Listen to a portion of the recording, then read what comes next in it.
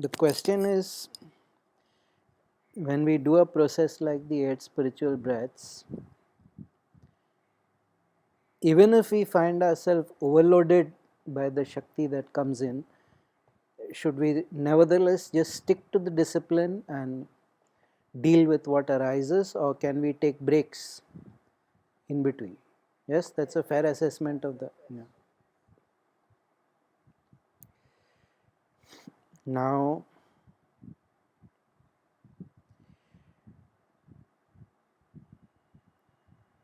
I'm a Yoga Sutra guy. For me, Atha Yoga Anushasanam. And now begins the discipline of yoga. So, if a process is taught according to certain parameters and certain rules, then I assure you that, especially an ancient process like the 8 spiritual breaths, there have been some incredibly awesome men or women sitting and figuring out the whole thing, and to what extent. So if they say do it under these rules or do it under these conditions, there must be some reason. But I also understand, since I have gone through all these activations myself, I have gone through all these turmoils and eruptions and upheavals that the breaths, 8 spiritual breaths, can cause in a person. See, it is very simple.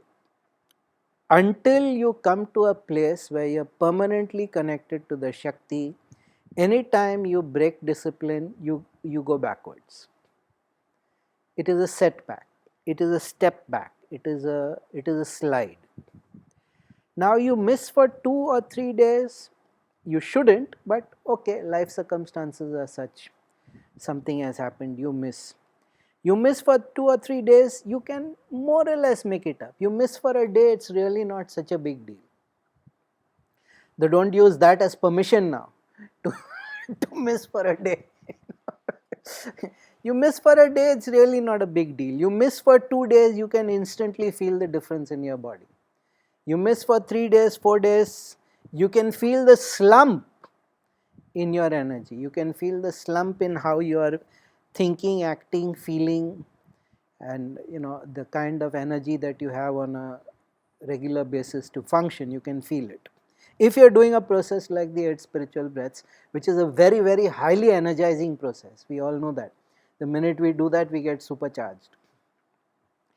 Now, if you miss for a week, then matters really become serious, because now the setback is not in days, now the setback begins in months. And if you miss for a whole month, it's the equivalent of sliding for a year or more.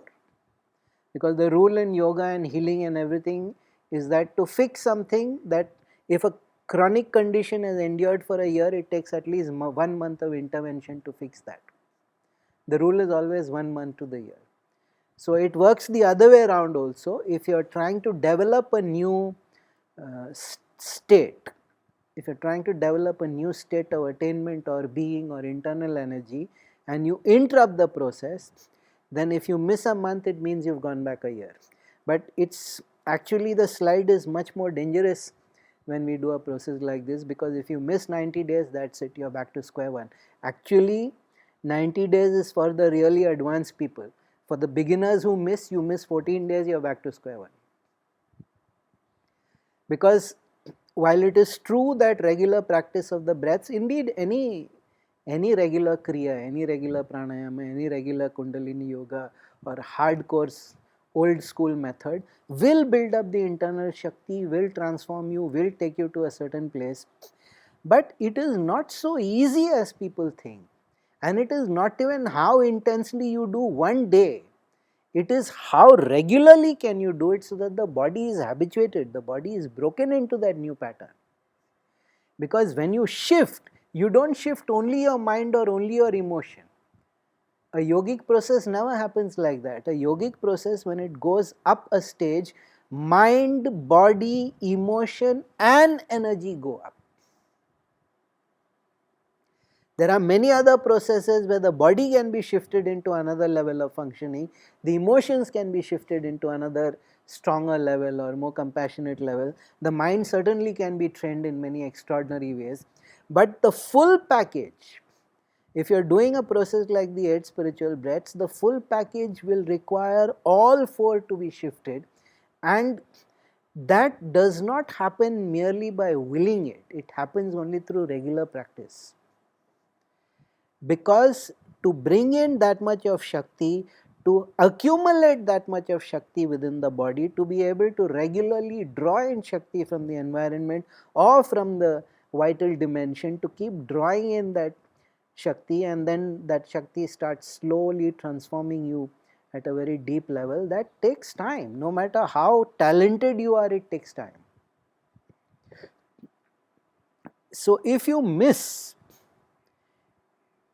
since this is not an ashram sadhana, we understand people have life situations. Sometimes it is not possible. There is no point now scolding the person and making them feel bad and running them down and saying, what, you have no discipline, you are lazy. What is the point of getting into all that? Those are not true also, it just happens. But if you find that you are missing regularly, you need to look at how your day is structured. Because it is certain things, this much has to be done. I have to get up, I have to do these things, there are certain maintaining things to be done, there are certain things to be done for the family. You are aware of all that. So why is it that you are not able to find this 40 minutes for yourself? Why this daily investment of 40 minutes is not possible? You got to see how your time is playing out, and then you have to recalibrate. Do you have to get up early? Do you have to do it in the afternoon? That is something you have to design for yourself. Because to say that at present my life is not allowing me, I refuse to believe that. I simply and flatly refuse to believe that a person cannot find 40 minutes in a day. There is no human being who is that busy, and if the person is that busy, I extend my deepest sympathies to them, because they are not living. If you cannot find 40 minutes a day for yourself, what is the point then? But this time factor, you see, when we are trying to build a new situation, we are trying to build a new state of being, a new state of attainment, a new variant of your own self. You are trying to transform yourself. This is a path of personal transformation. It is a path of fire and light, of course. But the fire and the light are there to transform you, to bring you to a certain new way of functioning, to a certain new way of being. That is not possible without regular input. And while I am all in favor of random, I am very much in favor of randomization, but not here. I do not recommend that people start breathing 2 times in a week and then, okay, we'll take 3 days off. Next week we'll take 1 day off. The third week we'll take 4 days off, because that is optimal randomization. Just like we train our body, we'll train. No. You might be able to play those games, I don't know. You might be able to play those games after you've done Kriya and Pranayama for about 20 years. But even then you will not do that, because there is certain aspect of the discipline that is too vital and will not be given up. No experienced yogi ever gives it up. Because it is an accumulative process. It is not even accumulative, it is an organic process. In the beginning it is a little bit of an accumulative process. It's a process where you pile on the Shakti daily until it breaks through and goes into the interior levels. Yes, in the beginning it's an accumulative process. But after about a few months it should become an interior process. It becomes a natural organic process where the Shakti rises from within. And it then starts transforming. So it's now not an accumulative but a normal organic process, or it's an interior. They constantly use the word, it's a flowering. You will find that yogis love to use that. It's just like something blooms within the person, and that does not happen without that regular influx of the Shakti. Now you may be very lucky to be in a place, suppose you are born in a city like Kanchipuram, where the whole bloody city only is a kshetra. Like over 3,000 temples. Even if you go to one temple a day, you can't do it in a year. Even then, if you don't know how to make use of it, there is no real benefit. Okay, there is a certain advantage to being like that. Just the fact that you're living in a kshetram like that gives you certain advantage. But if you're not making optimal use of that vibration, or you're not making optimal use of that opportunity, what is the point? So you have something so powerful like the 8 spiritual breaths. You can feel the impact on you. If you are unable to find the discipline for it on a daily basis, or your life, the inertia of your life is coming up to oppose it on a daily basis, that's the time you need to do some self-introspection. Why is this happening? Why am I not able to do it on a regular basis? What is preventing? What is the timing factor, the time of the year factor? Because some people, they are perfectly fine if it's winter or it's a rainy season, or they are not people who like the cold, so they are fine during the summer, but they find it very difficult during the winter. All those are personal issues. All those are personality issues. All those are what makes you you. You have to figure out your optimal time. Now, one way is to stick to one particular time, and no matter hell, heaven or high water, I'll do that at that time of the day. That is possible only for a very small percentage of people, that no matter what happens, they won't break that discipline. It is much better to be committed to outcome and be flexible about methods.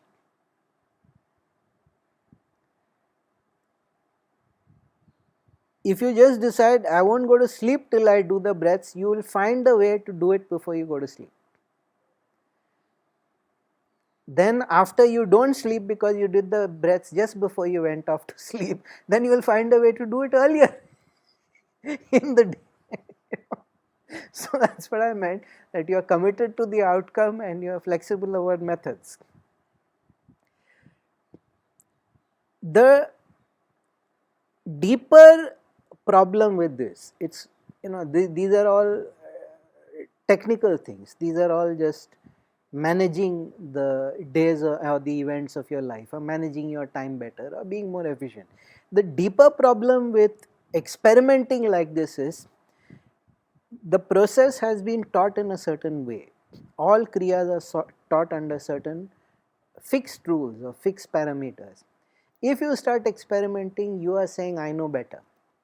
You don't know better. People who have dedicated their entire lifetimes, some of these processes are thousands of years, and in those thousands of years, they are not shifting it because they know this is the most optimal. And yogis have no sentimental attachment to something. If something doesn't work, they will throw it out with the garbage. I have never seen anybody so cold-blooded and stern like yogis. They have no sentimental attachment to anything. But if they insist follow the rule, then there is very good reason why they say. If they insist do this according to the discipline that has been told to you, there is again a very good reason why they say so. The deeper problem that I find is that, the first 2 years of starting up a spiritual process, or the first 2 years of starting up a process of personal transformation, are always the dangerous one, or always the very dicey area. The chances of getting derailed are very high there. Of course, the chances are always there. As I am very fond of saying, there is no height from which you cannot fall. But if you do a new process like this, a process that shifts you emotionally, mentally, bodily, it creates all kinds of new vibrations in you, new emotions in you, new sensations in you. The 8 spiritual breaths does all that to you, and you are haphazard about it. The impact of those new experiences will fluctuate wildly.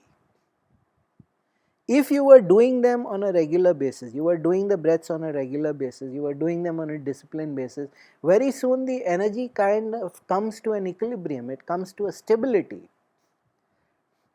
Maybe one day you will have a high intensity episode, and you drink more water, you do a little bit anulom vilom, you do whatever, and it calms down.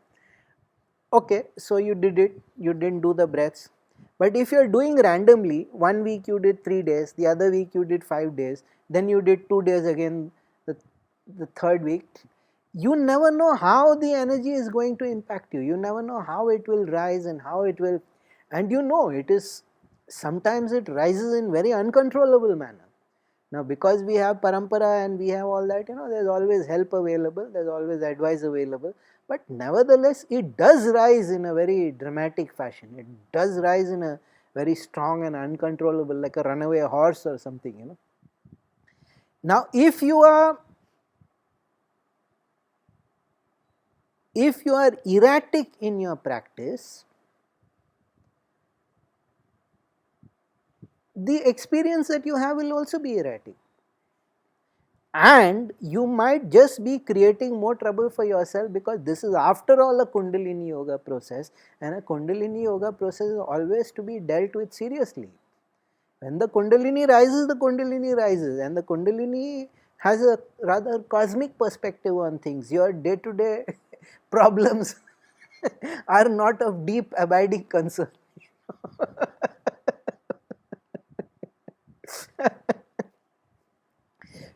Very often, they in amongst the alcoholics, they go to Alcoholics Anonymous, and whenever a person is backsliding, the first question they ask is, when did you stop going to meetings? Because they know if you're going into the meeting, because they're discovering that a large part of addiction is because the person doesn't have relationships.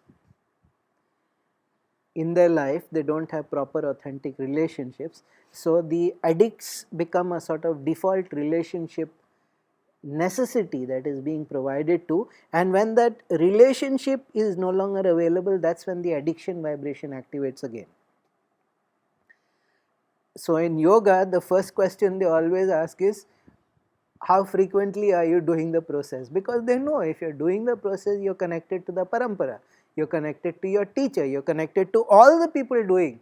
Damn it, in our affirmations we have it, no? Now I embrace everybody in the, so that sense of relatedness, relationships being vital for growth is right there. Affirmation number 8, everybody remembers?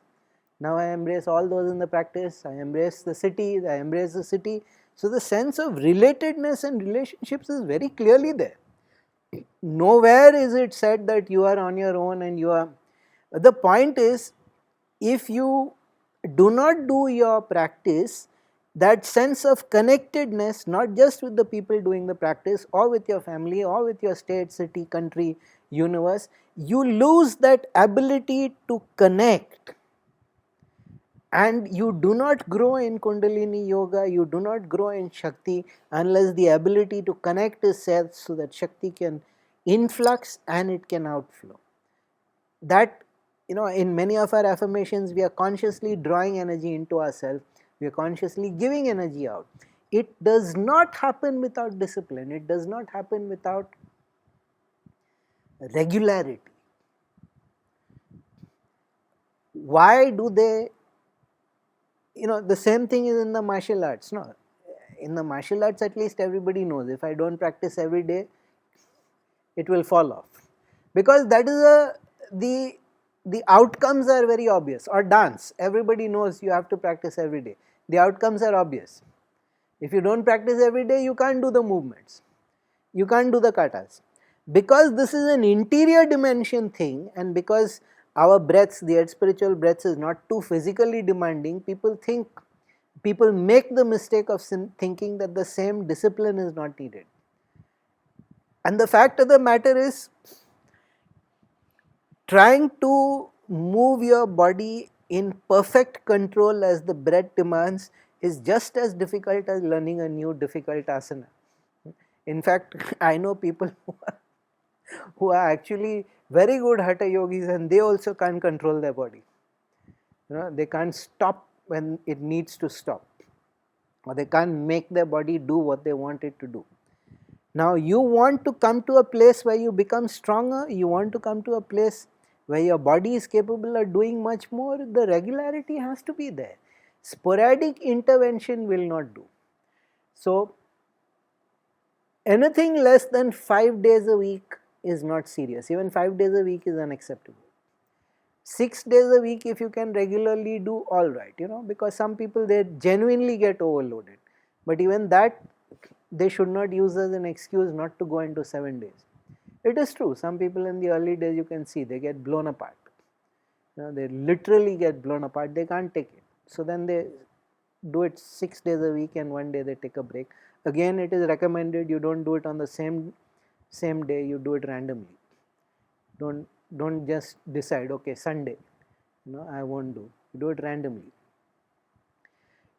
But even 5 days a week, you're losing out. You have stepped down what is possible. Because, like I said in the beginning, it is a cumulative business. Until you break through and the Shakti starts rising from within, then it becomes an organic, it becomes a natural thing.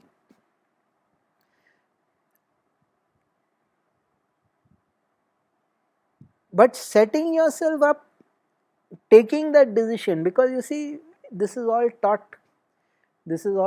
under such tightly monitored circumstances. The help is always available. Why would you take the decision on your own that this is optimal for me or this is not optimal for me? Okay, exceptional life circumstances. But I have known people, death has happened in their family and they are still continuing. What is a greater trauma than that? I have known people traveling and okay, when they are sitting in the 24-hour, 26-hour flight, that time you can't do the breaths. But otherwise they are traveling, they are in another country and they are doing it over there.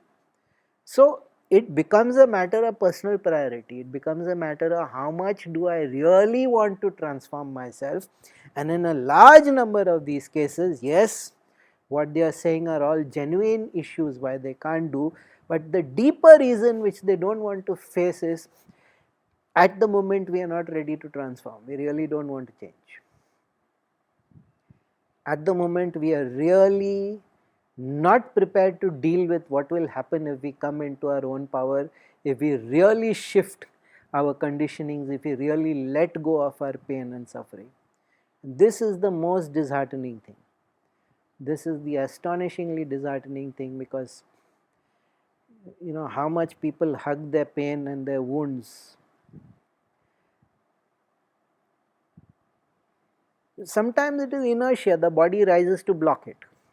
The body knows that the old ways of functioning cannot be there, so the pain body rises, the physical body rises, everybody rises to block it, because that inertia also has a consciousness of its own, and like all living things, it wants to survive. If you transform, it will not survive. It knows that. So it will give you headaches and it will give you fever and it will make you vomit and all those kind of things will. That is again the reason why you come and sit, because you hear all the war stories from everybody else. This happened, that happened. And then after there is a large enough group, the new person automatically is told by everybody, drink more water.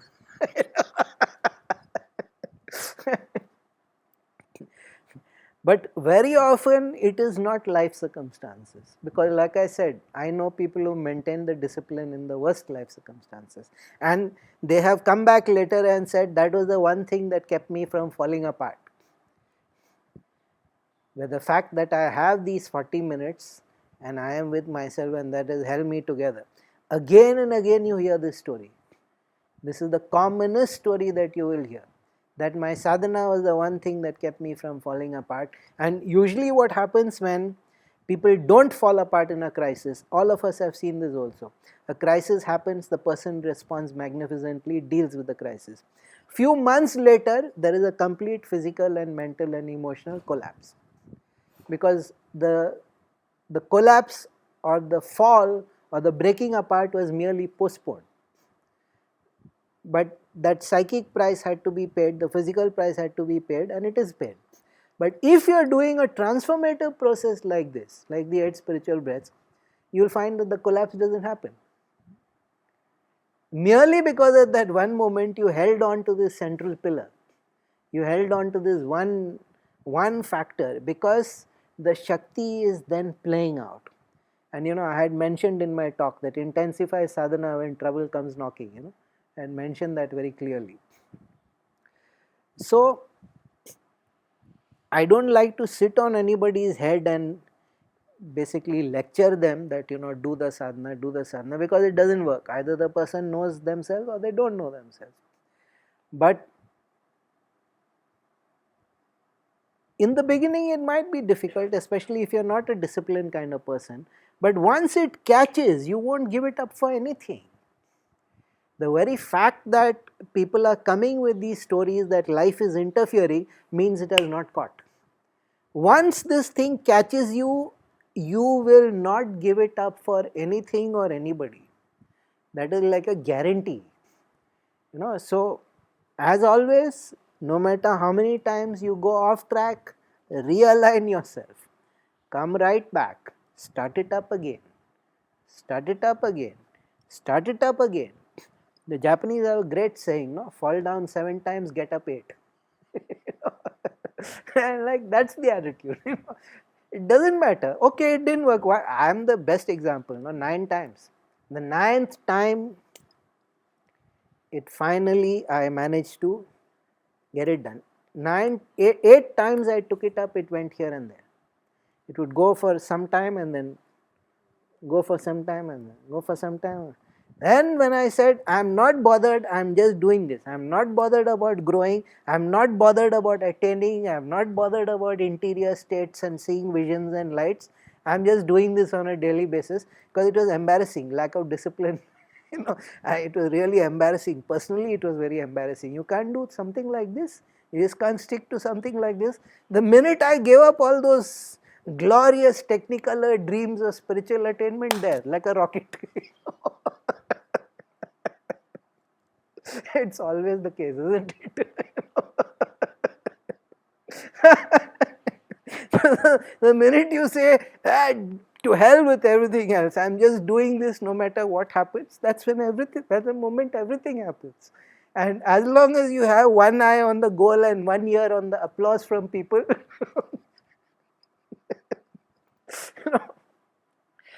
so no. While I may understand why people fall away from sadhana, I cannot concede that there are any decent reasons for it. I can never concede that there are any decent reasons for it. Yeah? Okay. Sarvam Shivam.